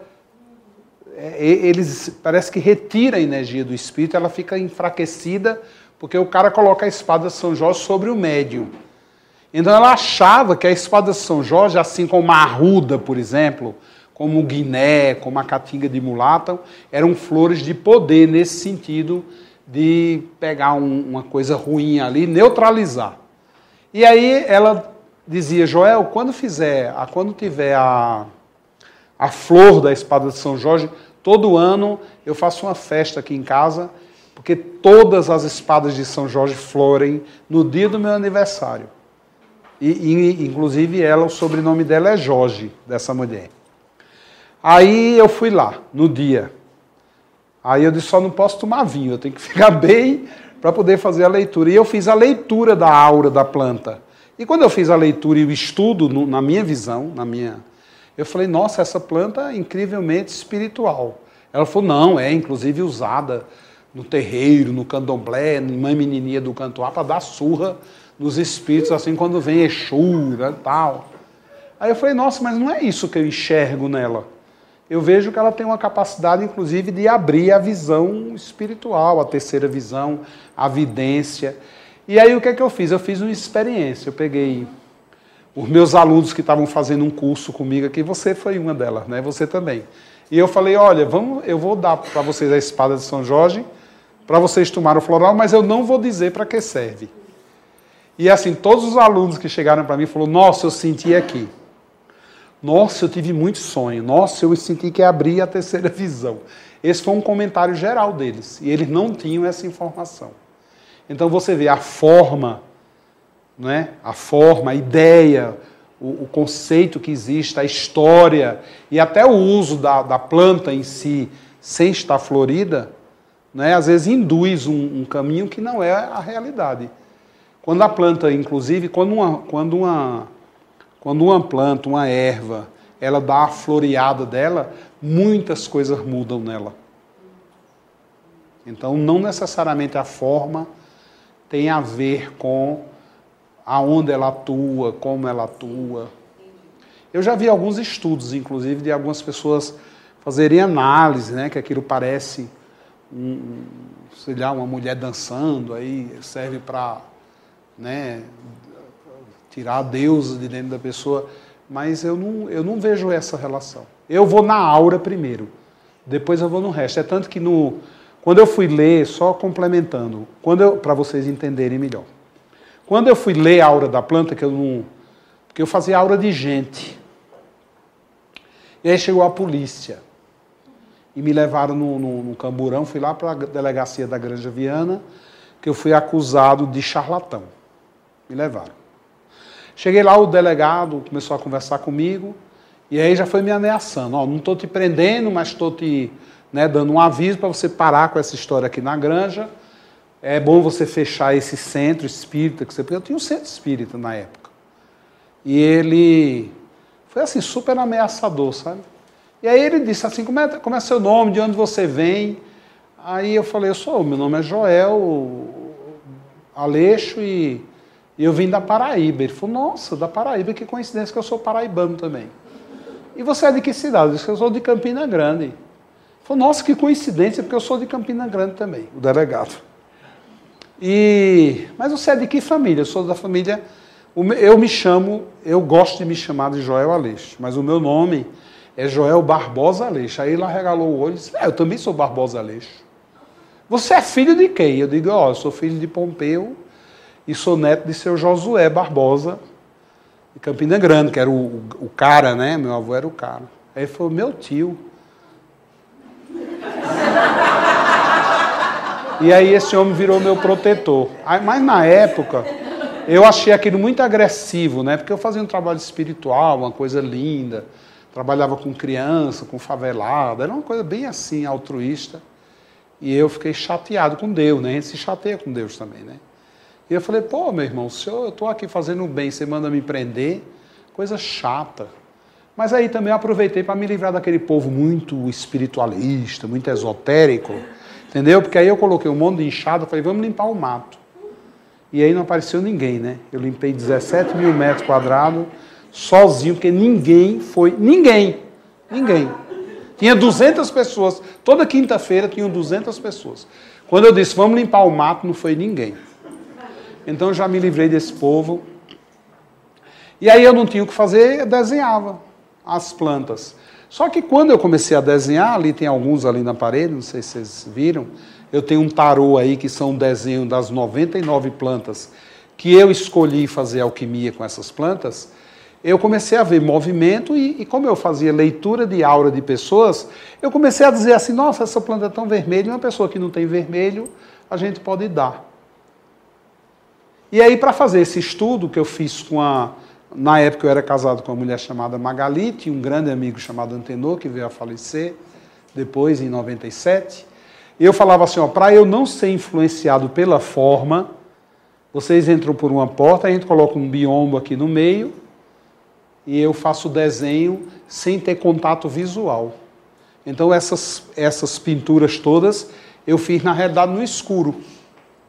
Era escuro, o ambiente escuro, e eu não tinha contato visual com a planta. Aí durante um tempo eu fiz esses estudos, cheguei às conclusões do para que serve, e fui direcionando e aperfeiçoando essa alquimia, mas com a forma da aura, não da planta em si. Entendeu? Por favor, quem cria a corrente que cria os florais, né? A corrente que cria os florais, que produzem os florais. Há um sistema básico entre eles, quer dizer, há um fundamento entre eles? O primeiro grupo de plantas, o primeiro estudo que eu fiz da aura das plantas, eu fiz de 1.800 plantas, porque aí eu viajei o Brasil inteiro. Dessas 1.800 plantas, eu falei, eu não vou fazer floral de 1.800 plantas. Eu escolhi as que mais me encantavam. Quando eu escolhi, saíram 99.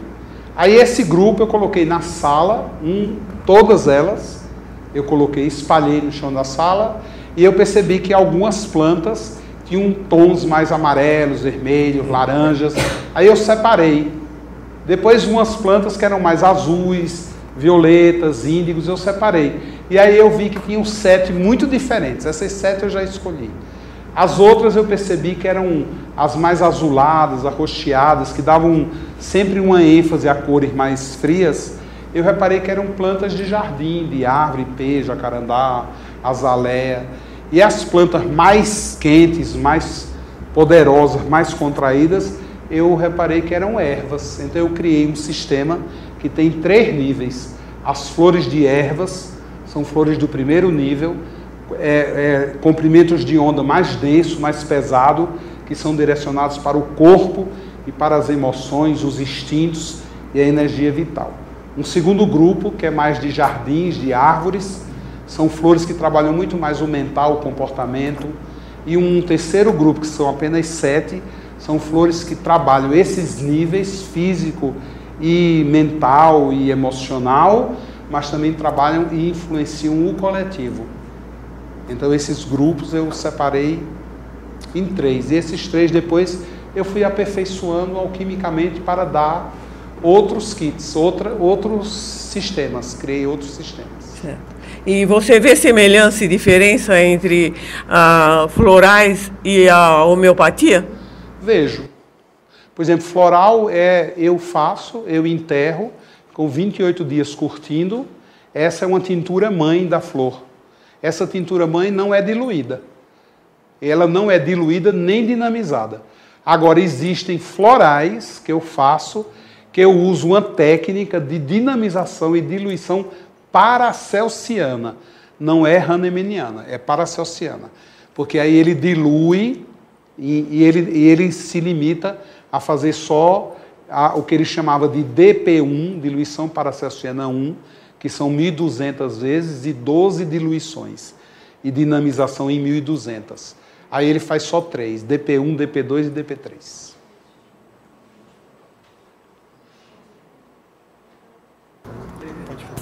O perdão e o auto-perdão faz parte de todo esse processo?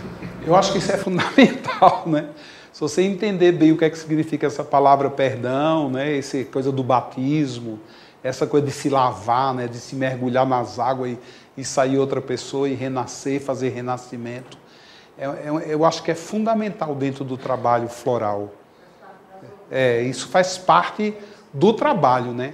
Eu acho que essa é a palavra-chave, né? De você perdoar, se perdoar, né? No caso. O resto é consequência. Tudo bem, gente? Pois não. Meu nome é Vivi. Eu queria saber, Joel, dentro do que a gente está registrando o modo de vida hoje, não só brasileiro, mas planetário, com uma interferência fenomenal de ondas de todos os tipos, que muitas vezes dizem que elas são, com alguns testes, dizem que não são tão benéficas ou que elas não se processam muito bem no organismo físico. Como é que você vê a alquimia? Como é que você usaria, ou qual o recurso que você daria dentro da alquimia para neutralizar ou transformar ou lidar de uma forma mais saudável e harmônica para qualquer pessoa, entendeu? Geralmente eu nunca vejo que o problema está na alquimia, eu vejo muito o problema com as pessoas, né? As pessoas estão em níveis de intoxicação muito altos. Esses níveis de intoxicação, eles vão evoluindo, né? Você tem uma pessoa que está constipada, tem uma pessoa que está fermentada, tem uma pessoa que está putrefata, tem uma pessoa que está degenerando. Então, são vários níveis que as pessoas estão. As plantas, quando a gente faz essas manipulações alquímicas, a gente faz usando postulados de... Por exemplo, eu tenho estudos de 8.000 anos antes de Cristo. Então, eu confio muito assim nesse tempo e nessa experiência que eles tinham e nesses critérios de manipulação, né, de fazer com que todas essas substâncias só nos beneficiem.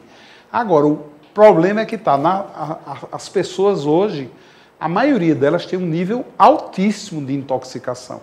E muitas vezes, quando elas entram em contato com uma coisa tão pura quanto é o floral, existe assim uma discrepância, né, no encontro dessas ondas. Às vezes você vai ver, por exemplo, pessoas que têm surtos, né? Eu uso essa palavra, não é muito adequada para... Mas tem exonerações que são bem agressivas e às vezes as pessoas consideram que são negativas, né? Algumas pessoas aguentam as exonerações, outras não. Outras não estavam preparadas para aquilo. Então eu acho assim que também dentro disso que você, né, nos lembra, assim, nos recorda, essa responsabilidade, né, do manipulador, do manipulado, também a questão assim, ó, o alquimista, ele tem que ter muito discernimento no uso das suas ferramentas. Ele tem que ter muita intuição. E ele tem que ter por trás dele uma organização espiritual. Porque assim, você pode tudo, mas se a estrutura espiritual que te dá suporte, ela disser assim, meu, vai devagar com esse, obedeça. Eu acho que o alquimista, ele tem que estar sempre vestido com essa roupa de estar humilde diante de toda essa criação, porque essa criação não é minha. Eu sou apenas um repetidor dela. Eu sou apenas um canal que ela usa. Né? E não é porque eu sou um canal que a alquimia me usa que eu vou esquecê-la. Então eu espero sempre no atendimento que esteja essa onda por trás de mim, também me ajudando, me dando discernimento, sabe? E eu tenho que manter isso com fé, acreditar nisso, para que eu tenha essa sabedoria, não só esse conhecimento, mas também essa sabedoria, né? De dizer assim, ó, você pode ir devagar, você vai mais rápido, hoje eu detono você aqui mesmo.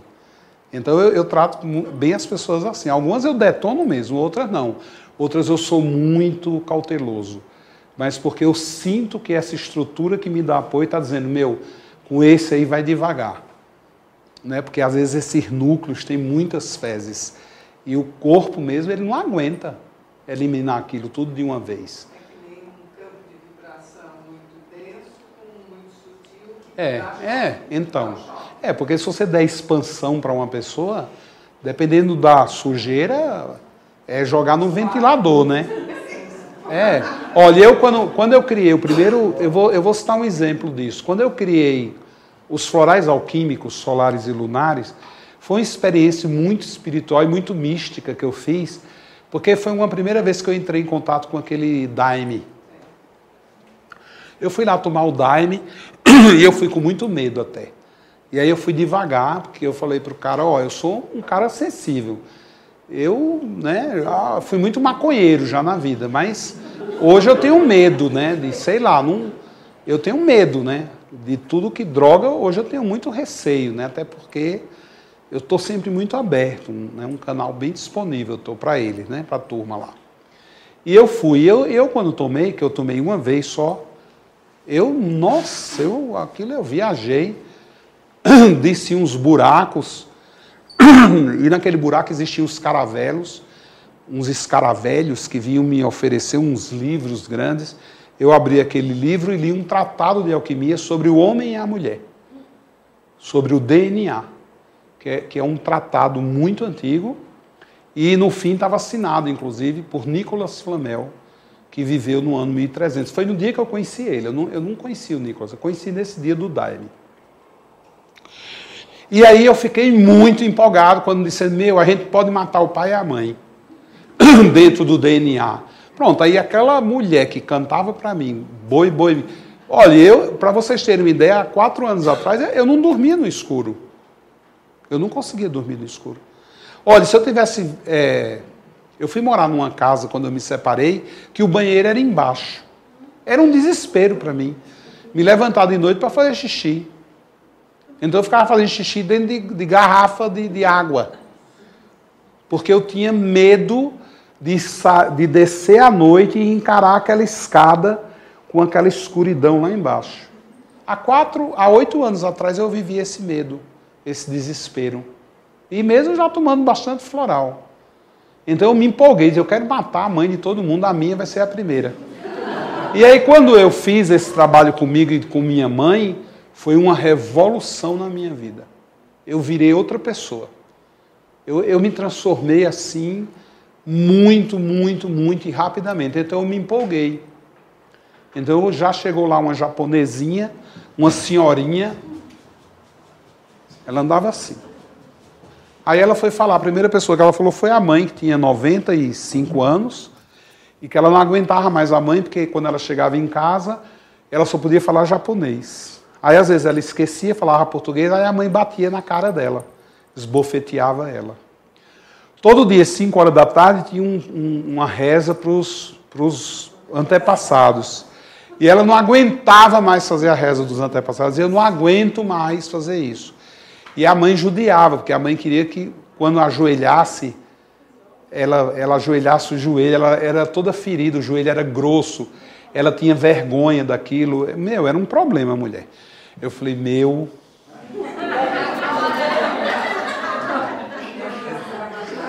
chegou na hora certa. Eu não vou nem diluir, você vai tomar a essência pura do mata-mãe.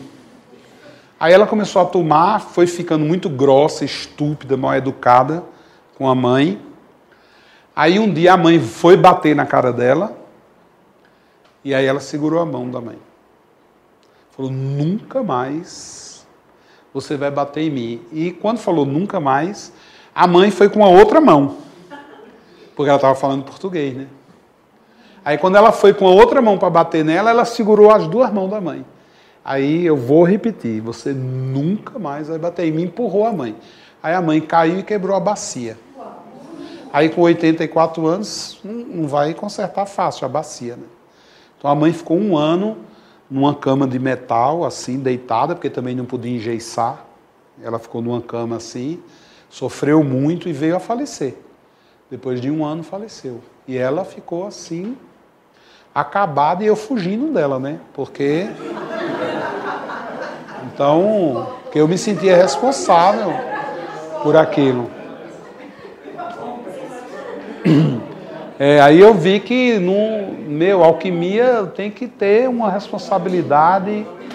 Eu falo muito isso para os meus alunos, aqui quem é meus alunos, eu sempre estou dizendo, um bom alquimista, primeiro que ele não pode ser bom, ele tem que ser sempre excelente, ele tem que ser sempre maravilhoso, muito competente, e ele tem que estar sempre imbuído dessa ideia de que assim, ele tem que estar se vestindo com essa roupa e com essa humildade de abrir os canais sempre para perceber até onde aquela criatura aguenta. Como é? Não, mas você sabe que floral tem essa vantagem. Eu sou um grande apreciador de vinhos. E eu nunca deixei de beber vinho para... Os meus vinhos eu tomo. Você sabe que eu fiz uma cirurgia na boca, porque eu perdi todos os dentes da boca. Vocês estão vendo a implante. E a minha dentista, ela me passou 5 remédios para eu tomar. Aí eu falei para ela, eu não vou tomar nenhum dos 5. Eu vou tomar os meus remédios que eu já fiz. Ela falou, Joel, é impossível, você não vai aguentar, porque vai ser dor, você vai ter que tomar corticoide, eu abri você daqui para cá, eu virei seu rosto do avesso, eu apliquei osso em toda a sua estrutura facial, eu arranquei esse osso seu aqui, coloquei um osso humano, tem 4 parafusos aí, quando você voltar eu vou colocar mais 12 parafusos, para a gente enfiar os dentes, para colocar os dentes. Então assim, o que eu fiz com você foi uma agressão violenta. Aí eu falei, tá bom, me dê a receita. E eu lá, né, todo rasgado, todo cortado. A mulher foi para cá, foi me levar para casa, porque ela falou, nem dirigir você pode, tem que deitar e repouso absoluto, tomando a medicação correta. Aí eu falei, Jaque, para aí no shopping, que eu estou desesperado, querendo ir para o banheiro. Ela falou, mas espera em casa. Eu digo, não agora, senão eu vou fazer aqui no carro. Mas era mentira, eu fui na loja de vinho. Primeiro eu passei na farmácia, custava R$860. O medicamento custava R$860. Aí eu falei, tá bom, R$860. Aí eu fui na loja de vinho e disse, quanto custa o seu vinho mais caro? Você tem vinho de R$860? O cara disse, tenho. Eu tenho um maravilhoso Amarone italiano. Eu digo, me dê, tome R$860. E eu tomei o vinho, me curei com ervas. Tchau, gente. Obrigado, hein? Me curei com ervas. Assim, floral tem essa vantagem. Você pode tomar floral e continuar apreciando o seu vinho, sua champanhe, como você mesmo gosta. Agora eu digo assim, floral é para gente corajosa. Floral é para quem quer se enxergar. Floral é para quem quer mudar. Porque assim, depois que toma, que acende a lamparina da alma, não tem retorno. Não tem mais retorno. Então o floral não é para qualquer um. É para quem tem coragem. Então se vocês têm coragem, aproveitem. Você não pensa em repassar como conceitos, como compreensão para, por exemplo, crianças e para adolescentes, porque assim, essa coragem, eu imagino que ela demande algum conhecimento, porque eu pratico muito os florais e sei que muitas pessoas não entendem. Não compreendem mesmo. Elas acham que é uma água. Uma água benta, sei lá, mas nem é benta. A contra-propaganda, né? A contra-cultura. Então, isso, mas... E, ao mesmo tempo, quer dizer, eu acompanho parte do seu trabalho e vejo que tem tantas maravilhas que eu tenho convicção que crianças gostariam de ouvir e que se elas ouvissem e introjetassem isso como um conhecimento, seguramente isso transforma a qualidade do que a gente está vivendo e a coragem brotaria. Isso, de alguma maneira, a gente já está fazendo. De alguma maneira já está fazendo. Já. Tenho. Eu tenho alguns trabalhos, né? Por exemplo, eu trabalho com 8.000 crianças por mês. Que elas se envolvem. Sim, se envolvem em palestras, em eventos, em cursos. Eu tenho um trabalho em Porto Alegre, são 2.000 famílias, de 30 em 30 dias. São, em média, 800 pessoas por semana. De 500 a 800 pessoas. E todas elas, a gente faz palestra, faz evento. Eu falo... Olha, a coisa está tão mudada que um dia desse eu fui para o interior de Minas Gerais, uma cidade que só tem uma estrada, que você só chega lá, não tem mais como sair. Tem que voltar pela mesma estrada. Uma cidade só tem 17.000 pessoas na cidade. E eu cheguei lá e falei assim, nossa, e o que é que eu vim fazer aqui? A mulher disse, ai, vai falar de floral, de aura. Eu falei, mas nesse lugarejo, nesse lugar. E onde vai ser essa palestra? Ela disse, na igreja. Como assim na igreja? O padre deixou. O padre deixou. Eu digo, o padre deixou? Ela deixou. O padre é nosso amigo, toma floral. Ele é meu paciente. O padre tentou até me dar, no terceiro floral que foi fazer contigo, tentou até me cantar. E era o santo da cidade. Mas hoje o floral tirou a batina dele. Aí eu fui lá, você imagina, eu na igreja católica de uma cidade de 17.000 pessoas, a única igreja, só tem essa igreja, Minas Gerais, o catolicismo é forte lá, né? E eu dei para as pessoas falando de aura, falando de chakras, ninguém ficou com dúvida. Quando a igreja lotada, eu caí na besteira de dizer assim, olha gente, vamos fazer o seguinte, para vocês terem essa experiência, e quem quiser, quem tiver interesse, eu atendo, eu fico uns dias na cidade e a gente faz um atendimento assim rápido, com florais, porque vocês mesmos vão pegar os florais, eu tenho uma técnica que a pessoa vai se medicar e eu vou só orientar e fica bem mais fácil. Então, quem de vocês, todas as pessoas se levantaram. Só não se levantou um que era paralítico. Não, esse foi o único que ficou desesperado. Porque ele ficou, né, quando viu todo mundo em pé e ele não se levantava, só o único que não se levantou era o que as pernas não funcionavam. Então, assim, as coisas estão mudando muito e muito rapidamente. Eu acho que a gente chegou numa massa crítica que não tem mais como você mudar o movimento dela. Eu considero assim, ó, as pessoas dizem assim, como você vê hoje o mundo, você sempre está rindo, você sempre está muito positivo, você sempre... Eu digo, eu sou um positivista, eu sou um cara que eu só vejo coisa boa.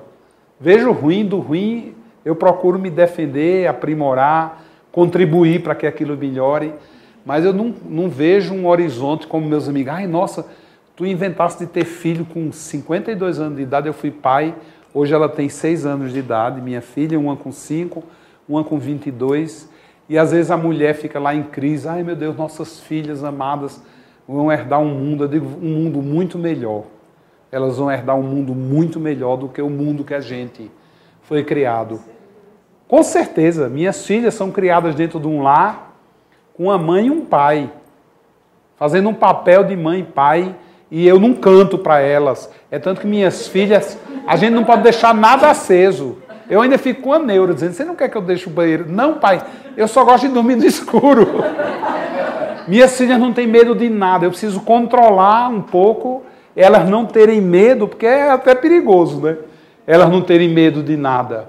Elas não foram, nunca criei minhas filhas com medo, como eu fui criado. Então elas vão viver num mundo muito melhor, com certeza. Antes, a gente, quando é que a gente via tanta sujeira?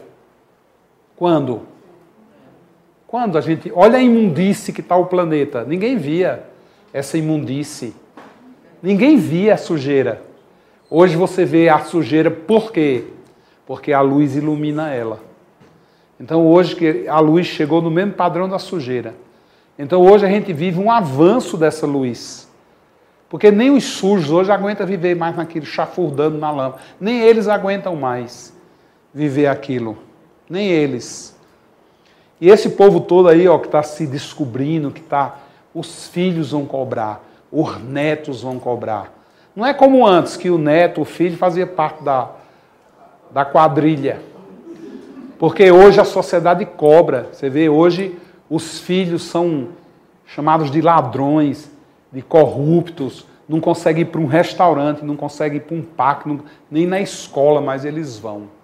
Porque não é como antes. Agora tudo está às claras. Então hoje eu acho que a luz tem hoje o mesmo poder da treva. Antes a treva tinha mais. E eu acho que o avanço é esse. Vai mudando, a estrutura vai... Né? Vocês viram esse último escândalo do Panamá, que já mostrou que a sujeira é internacional. O mundo inteiro está imundo. Que é uma corrupção generalizada, é um câncer. Esse câncer foi descoberto. Mas o Brasil ganha. Porque o Brasil ganha. Porque se alguém fizer isso no Japão, qualquer coisa, o próprio se mata. Leva... Gente, olha, um beijo grande, enorme, obrigado.